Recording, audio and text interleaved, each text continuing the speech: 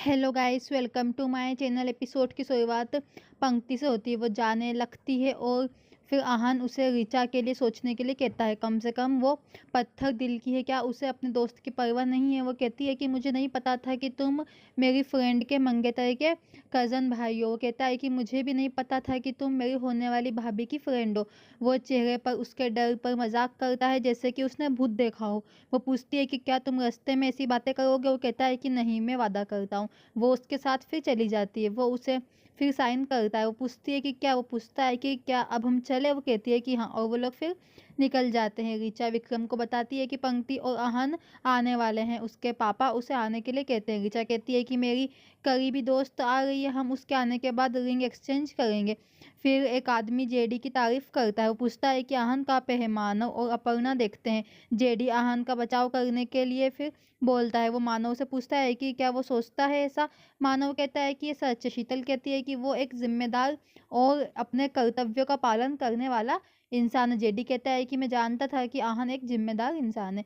फिर आहान ने पंक्ति से पूछा है कि क्या उसका घाव ठीक हो गया। वो कहती है कि हाँ, ठीक हो गया। उन्हें जेडी का फिर कॉल आता है। फिर पंक्ति बोलती है कि तुम्हारे कोई बड़े पापा का फोन आया है। फिर आहान फोन उठाता है। वो फिर कार रोकता है और एकदम पंख बोल देता है।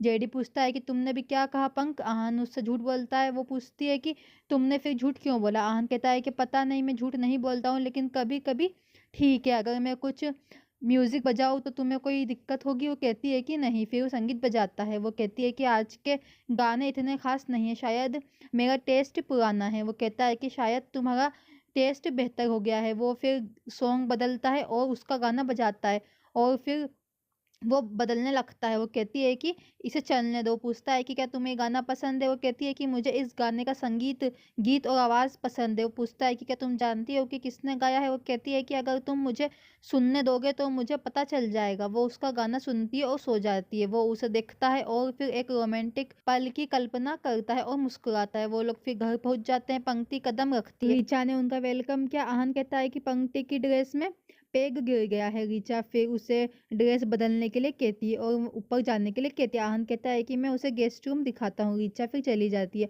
आहान ने पंक्ति को आने के लिए कहा। वो उसे फिर बताता है। वो पूछती है कि क्या तुम मेरा मजाक बना रहे हो, मैं खुद ढूंढ लूंगी। फिर वो जाने लगती है और जेडी कॉल पर रहता है और किसी से आहान के करियर खराब करने के लिए कहता है। वो आदमी कहता है कि मुझे लगता है कि आहान की जिंदगी को लक्की चार्म मिला है। जेडी कहता है कि लोगों को पैसे दो, आहान को काम नहीं मिलना चाहिए। पंक्ति किसी कमरे में आती है। जेडी पीछे मुड़कर देखता है। वो देखता है कि शीतल आई है। फिर पंक्ति कमरे में आती है और अलमारी से फिर एक ड्रेस लेती है। फिर सब फैमिली पिक लेते हैं। पंक्ति उन्हें देखती है। फिर आहान पंक्ति को नीचे आते हुए देखता है। पंक्ति जेडी के पीछे रहती है और फिर वो एकदम टकरा जाती है। आहान उसे फिर देखता है और उसे सावधान रहने के लिए कहता है। ऋचा ने पंक्ति की तारीफ की। पंक्ति कहती है कि दुल्हन से ज्यादा खूबसूरत कोई नहीं दिखता। ऋचा ने उसे विक्रम से मिलवाया। विक्रम कहता है कि आखिरकार मैंने तुम्हारे बारे में बहुत कुछ सुना था। ऋचा कहती है कि तुम आहान से तो मिल चुकी हो। वो उसे विक्रम की माँ और पापा से मिलने के लिए कहती है। पंक्ति कहती है कि नहीं। ऋचा कहती है कि वो अच्छे लोग हैं, आओ।